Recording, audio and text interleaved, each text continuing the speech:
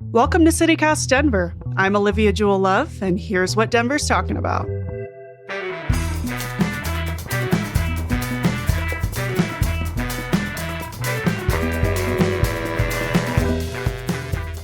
Okay, so today we're talking about whether stuff in Denver aged well or not, according to us, RTD's new ambassador program, and some recent and upcoming stadium tours in Denver.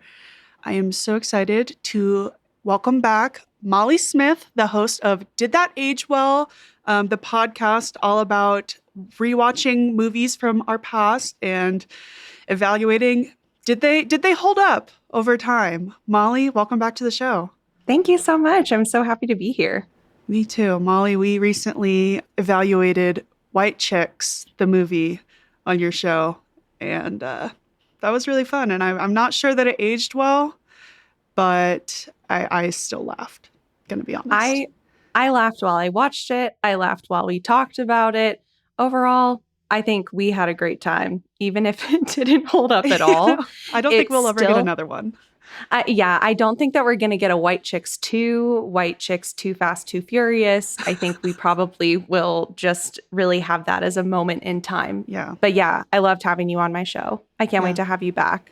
That was very fun. And, you know, I normally am not a movie guy, but for Molly, I will watch a movie, especially a sleepover movie, like I said. So, but we're playing a fun version of Did That Age Well here on CityCast Denver today. I've got producer Paul Caroli behind the magic curtain, and he's going to feed us some things in Denver that have happened or existed or something in the past, and we are going to evaluate, did they age well? Molly did this in the past with host Bree Davies, so we're doing another installment of Denver.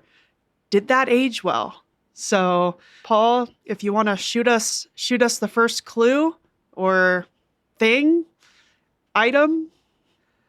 Oh, okay. So our first item is BRT construction on Colfax. Did that age well? Molly? Tough. Paul coming in with the tough questions right away. Yeah.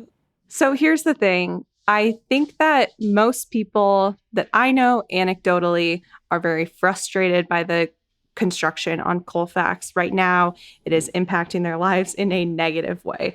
However, I do think that once everything is up and running and once we see the project finally completed, I think that people are really going to change their tune. I think that I feel optimistic that people will quickly forget how much of a bummer it was when the construction was going on, and they'll just be able to get over it. So I think it's going to age well. I think right now we're still in a tough spot, still not in a great relationship with the construction on Colfax. Yeah, I think we're at a not yet, not currently. Hopefully soon, yes.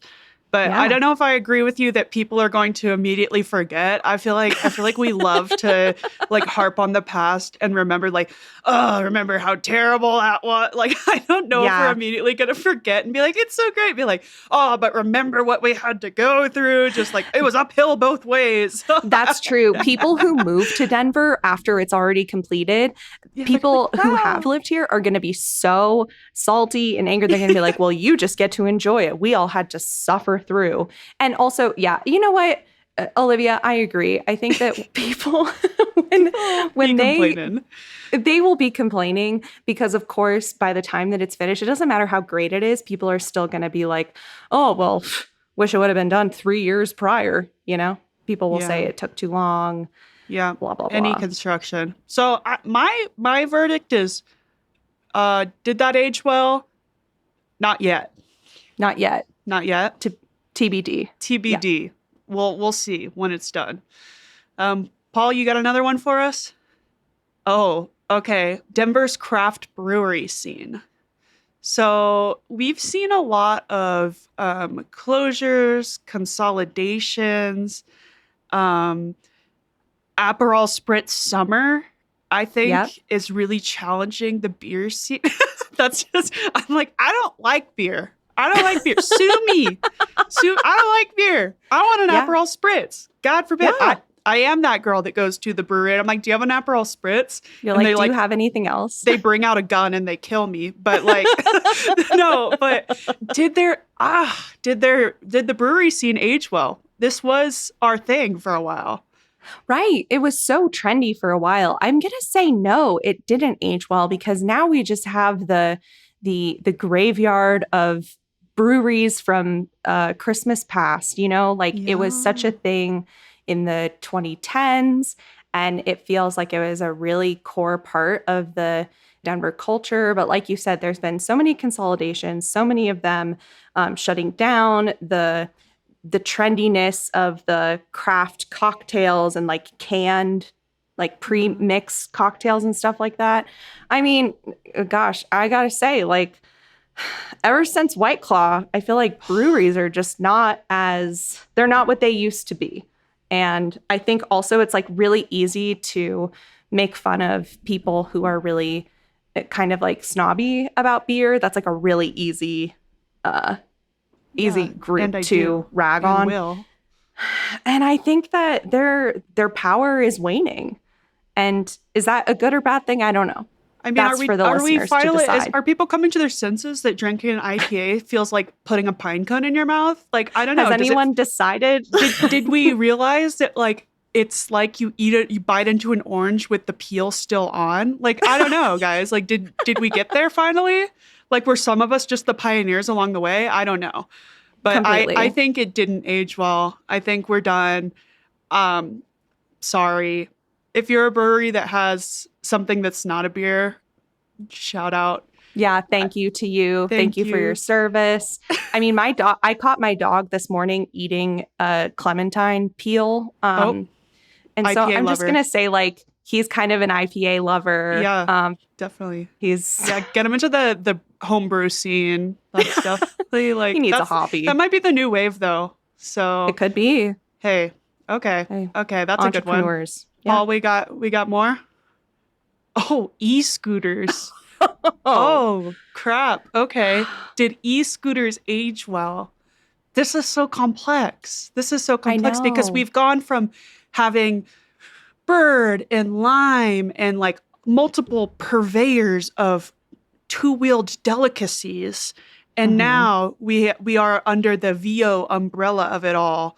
And they've got a lot of new types of vehicles, if you will. And Hmm. but now people seem more pissed than ever, maybe. Or maybe Yeah. that's just the loud people online. And I don't know. Is anything like really gonna match? And I know people have so many mixed feelings about this, but I'm thinking about like when I was in college and they just dumped the bird scooters in my college town one day and nobody knew they were coming. I was in journalism school, so I Yeah. was like in literally everybody's business all the Yeah. time.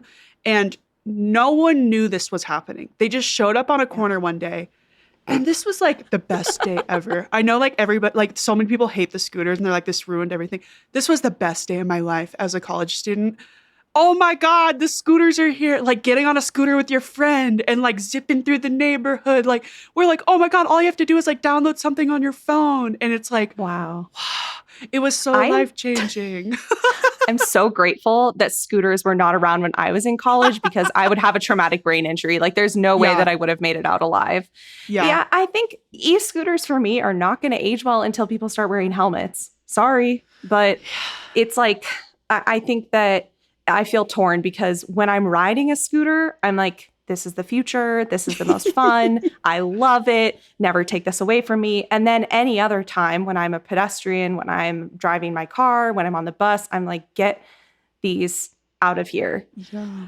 I don't know. E-scooters are also something that it feels like it's really easy to make fun of. But at the same time, God, they are fun. They're fun. But I also do. I get so grumpy immediately.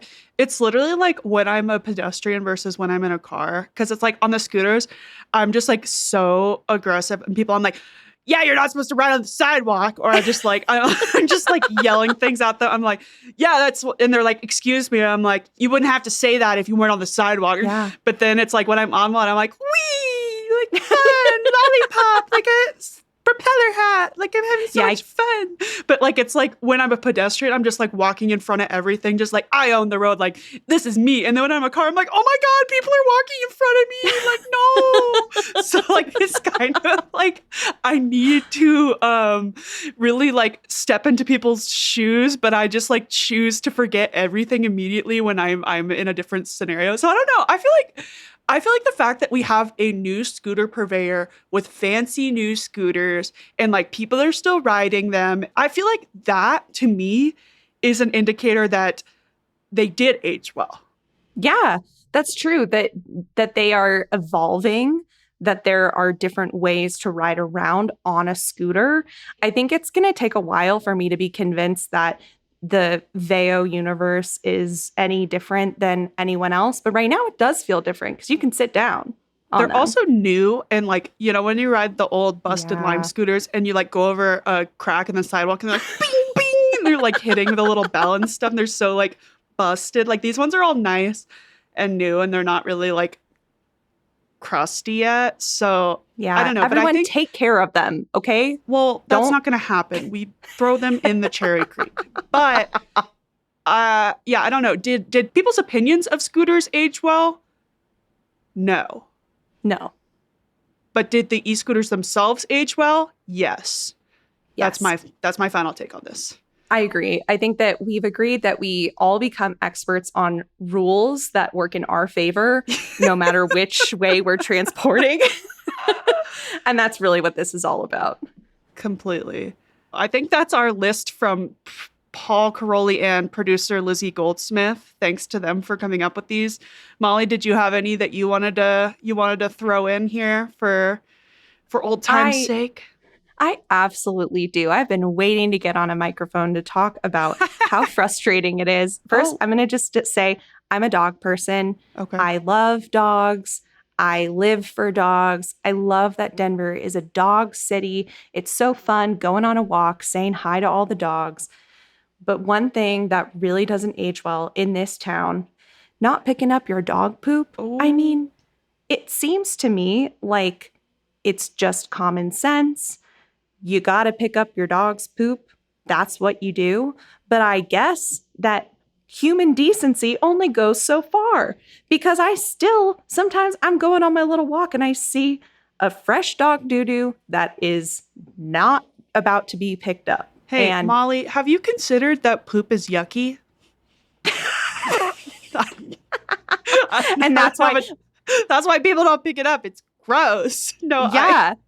you know And what? that's I think yeah, it's yucky. It's their responsibility because it's yucky for me to have to walk by it. Yeah, and you know what? CityCast CEO David Plotz agrees with you. We did a whole deep dive on dog poop in one of the most odd things I've ever done for money at this job.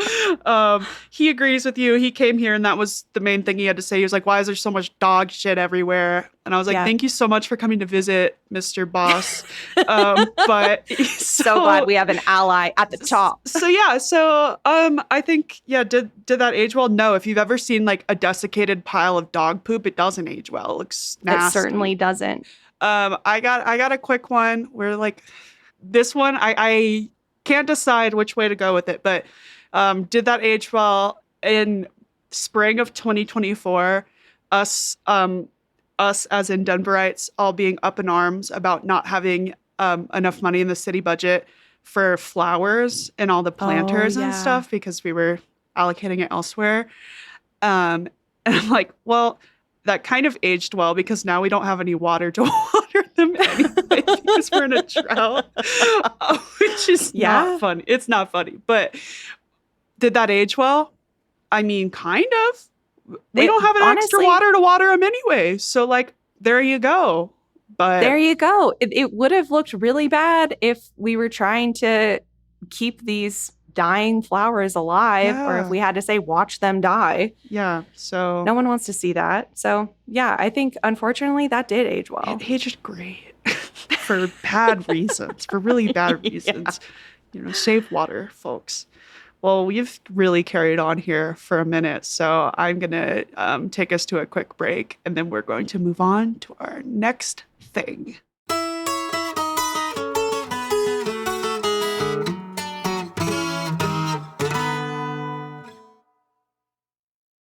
Okay, we're back.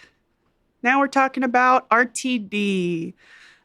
They have a new program. If you've ever wanted to be a brand ambassador but didn't feel like you had enough Instagram followers, now you can, because there's not a follower requirement for RTD's new community ambassadors program. They're choosing 30 people, two from each of their districts, to basically like get the community involved in transit. So the Community Ambassadors Program will be supporting the RTD Connect project, which is one of those great acronyms where we figured out the word first and then filled it in with words that fill out the word. So we got comprehensive operations and network needs evaluation for community transit, aka Connect. Love that. So we got 4 phases. First phase, current conditions, understanding the network. Second phase, network alternatives and analysis, sharing alternatives of what stuff could look like. Third, we're going to draft a plan, share some short-term and long-term visions. And then fourth phase is like the final plans, finalizing and preparing for implementation. So the community ambassadors are going to be involved in phase 1 and phase 2. And they are going to be, hyping up RTD and making a little bit of money. Molly, what did you think of this announcement?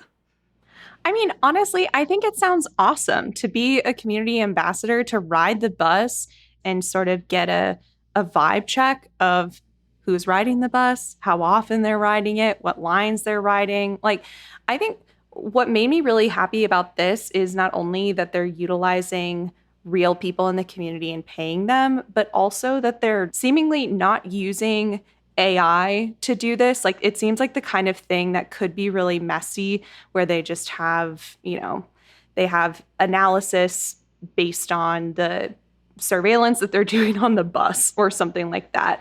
And so to me, it feels really refreshing that they're going to have real people with perspectives who can literally get eyes on the situation and report back. So, and honestly, riding the bus without a destination, kind of chic. Kind of chic. But I guess the destination is gathering data and hyping up the RTD. But I mean, it sounds like you can also probably use it, to go places. Real places. You don't just have to be like vibing on the bus doing nothing. Yeah. But so the goal of the ambassadors is to gather feedback, promote opportunities for community members to get involved in the RTD Connect program. So they're estimating that the time commitment is going to be like 50 hours per each 3-month phase. And the ambassadors are going to get a stipend of $2,500 in each of the phases. So I think that's actually split. They get half in each phase, that money. But yeah, so I don't know. I thought this was cool too. I've been seeing like more train content from some of my influencer girlies online, which I'm like, okay, we love to see it. Like I've been seeing Raina Kingston do some stuff for the like Colorado Connector online, and also do some like Dr. Cog just like transit content. So I was like, I'm kind of excited. I also really like these programs where it's like connecting people who wouldn't necessarily be in the like brand ambassador pool for something like. I love that we have an ambassador program for people who love, ideally just love public transit.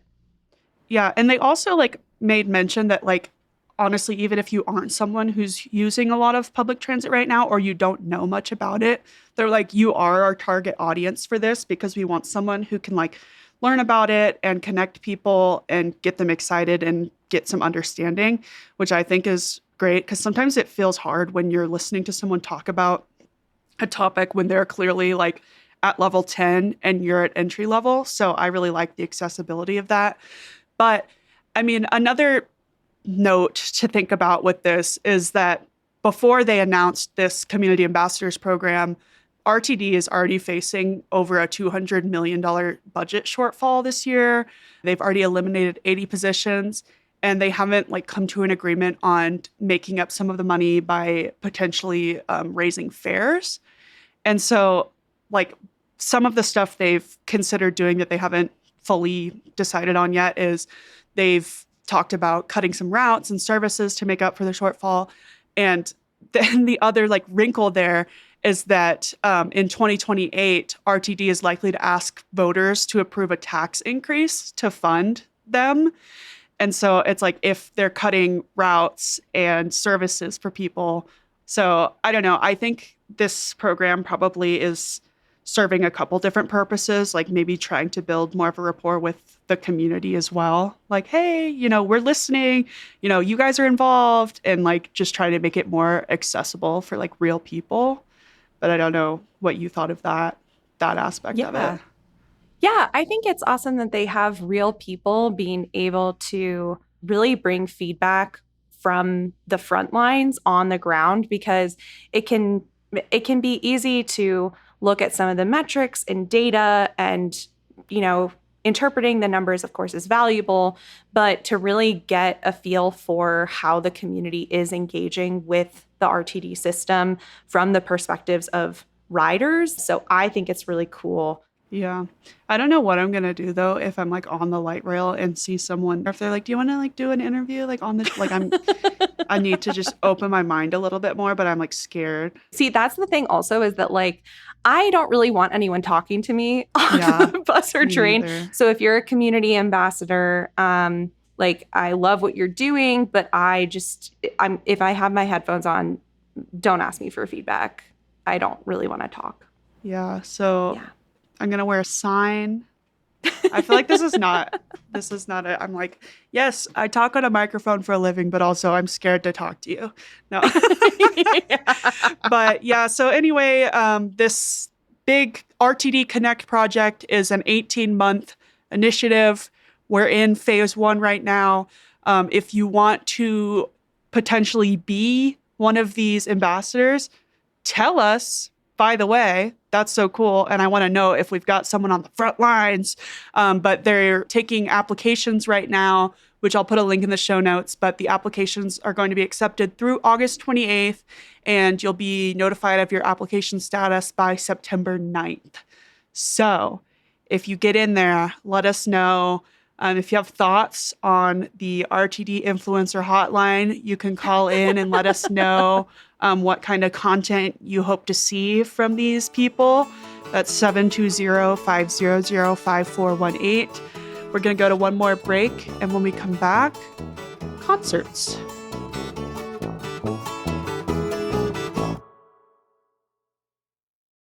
Okay, we're back.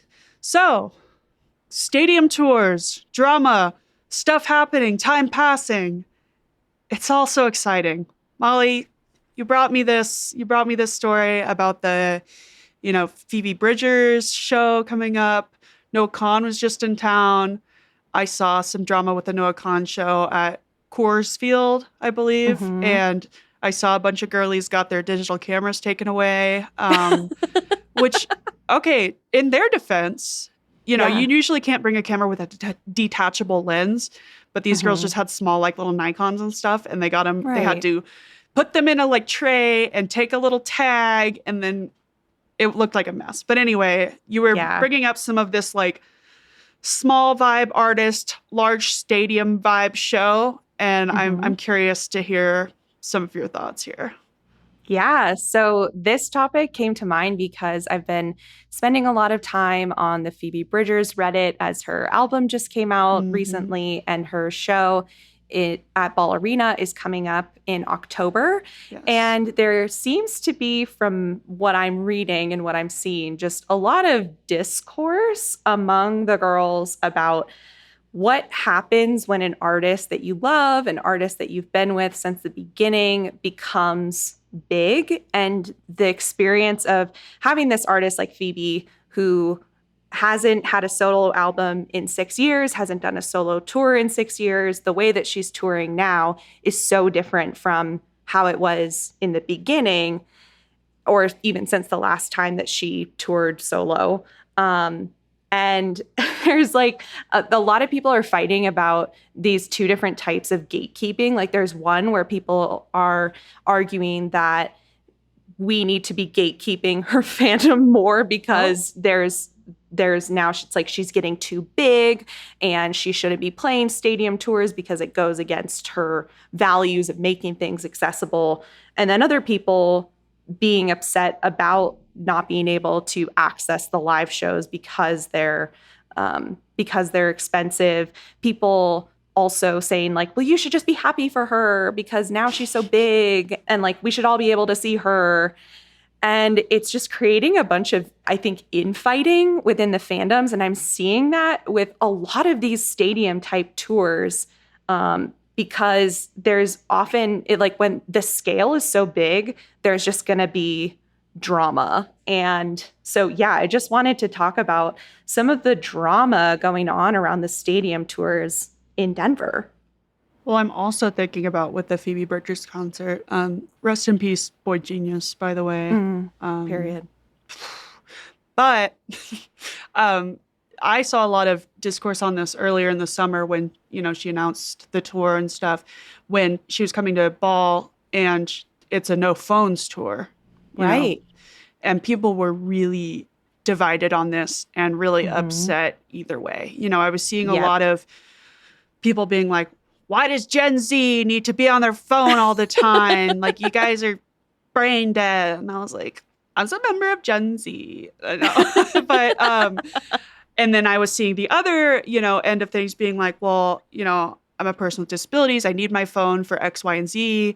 And just like a lot of interesting, kind of discourse. And it was very odd to me. And I was also like, I don't know. Going to a concert is a choice. No one's gun to your head making you go to a concert. So like, I think that if you don't like the rules of the concert, you should not go. And also if you need your phone for like a medical device or for like, if you have a reasonable accommodation, they have that. Yeah. So I don't know. I was seeing a lot of like weird discourse about it. And I think that definitely falls into that conversation of like, should she be doing this or shouldn't she be doing this as an artist? And it's kind of like, it's that idea of like artistic license, it's like their choice. Yeah. So yeah, I mean, also at the Noah Khan concert, he took a like fake payphone call and said, Vail Resorts, go F yourselves. Oh my God. So threw us a little bone there. He grew up in Vermont and there's some Vail stuff out there, little lore for us there. We had Morgan Wallen. Oh my God. Which I don't know. I'm not like a Morgan Wallen follower, so I don't really know like what's going on there. The other day I saw a bunch of people in cowboy boots and hats and I was like, it must be Morgan Wallen. I don't know. I don't really know any names. I was like, Tim McGraw, Morgan Wallen? Right? I don't know. But in May, he was at Empower Field and he got, I've seen the clips obviously. He got mad about like technical difficulties, and then he pushed over his like upright piano on the stage, just like knocked it over, and then I don't know, he sang a crowd favorite a cappella after that, and everybody went nuts and loved it. But he just shoved his piano, and it wasn't like an electronic keyboard. He just like pushed his like whole ass piano on the ground. It sounds like a cartoon. Like that's what a cartoon does, is like flips a piano or like a piano falls from the sky. Well, it's giving so like, funny to me. It's like the smashing guitar, but like next level. Yeah. Like that's a really heavy thing to push back over. But I don't know. And then like Kristen Bell was at the Savannah Bananas game over the weekend, which I still want to go to one. But I never get picked in the ticket pool. But she was at the Savannah Bananas thing over the weekend and she was singing a bunch of like Frozen songs and they were doing some like Wicked and other mashup songs. And I was like, this is a stadium tour because they're like singing and dancing and performing and she's literally doing Frozen. I was like, this is, I mean, I guess Frozen came out like 13 years ago. So like the OG children fans of Frozen are probably like Like fully, teenagers? like maybe, but still, I don't know. There's just, I don't know. I feel like there's been a lot of people coming to Denver recently in these like bigger spaces. And I feel like they're all like, I don't know. Producer Paul and I were talking about how like usually they've got the like, wow, the altitude's really getting to me, or like, oh my Mm-hmm. God, it's a mile high or something. But like I feel like lately we've gotten a few moments of like real, clickbaitiness that isn't just the normal like Denver stuff of like just like throwing a piano over. I'm like, okay, like sure. So I don't know. I don't know what's going on like with the tours in Denver right now, what's causing all the rage. But do you Yeah. think Phoebe Bridgers is gonna like Hulk out on the stage and like break a mandolin or something? Well, God, if she does, no one's going to see it because no Yeah, one's no going to have their phones. phones. Yeah, True. part of me wonders, like, okay, with Morgan Wallen, here's my tinfoil hat moment. I'm Okay. like, is he like one of those moms who's able to lift a car to save a child because of the adrenaline? Oh. Like, was that what happened with the piano? Did he just like go into super beast mode and flip the piano because he really was that angry? Or was he aware that he was going to get a ton of clickbait and he was going to become trending because of the piano flip? I mean, people aren't doing that every day. People smash guitars all the time. People are not flipping pianos. Or Did maybe he say I need to be different because I need to be trending? can we I can we mean, get even more tinfoil hat here? Maybe it's like how Taylor Swift always like they roll her out in like a cleaning cart or something because it's like yeah. secret. Maybe it's a hollow piano. It's not even a real piano. It's hollow, so it's super light and he can just push it over super easy. They actually rolled him out in it, so Oh it's my gosh. yeah, it was really Wow. easy and actually not even impressive that he pushed it over at all. Yeah. So I actually love that theory. I love the that's idea that it was just like a cardboard yeah, it was but hollow. painted. Yeah, He totally. I needed to be love that. Taylor Swift out in it. Mhm. But I don't know. I Yeah. don't really know where we go with this from here. If you're Yeah. going to Phoebe Bridgers, how do you feel about not having your phone with you? How do you feel about her on a stadium tour? Are you wishing she was somewhere smaller? What venue in Denver would you rather have her at? Do you have like a dream Phoebe Bridgers venue? I feel like we got some Phoebe listeners in the crowd. So also any of your faves. If you saw, I feel like a lot of people went and saw Noah Khan. Was Yeah. it good at Coors Field? Would it have been better somewhere smaller? Call us in on the Are big stadiums good for small vibes artists hotline at 720-500-5418 and let us know your thoughts, feelings, and recommendations of songs. Molly, this was so fun. This was so fun. Thank you so much for having me. I love yapping with you, and it's just such a pleasure to catch up and talk about Denver stuff. Of course. That's all for today here on CityCast Denver. If you enjoyed the show, why not take a minute to tell the Savannah Bananas about us? Rate the show wherever you get your podcasts, follow us on Instagram and TikTok at CityCast Denver, and subscribe to our morning newsletter at denver.citycast.fm. You can support this show and get great perks by becoming a CityCast Denver neighbor at membership.citycast.fm. We'll be back tomorrow morning with more news from around the city. See ya!